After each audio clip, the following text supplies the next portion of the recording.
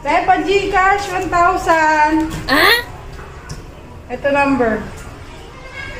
09 05. 20 pesos ang charge. Mahal naman, kay Ate Badit, 15 lang. Uy, di doon ka magpa-Gcash.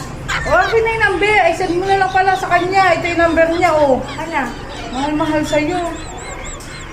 Baka, ano yun, Okay na, nasend ko na. hindi ka pa yumaman niya.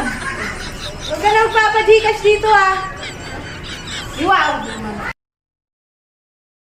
Te, sarado si Ate Badit. Paluwalan mo muna yung 1,000, kailangan ko lang. Bakit ako magpapaluwal? Di ka naman sa akin nagpa-Gcash. Ay, sarado nga kasi siya, pero minumuna ako. Sige mo, sa 1,000 pa yung balik niya, nagbakasyon daw.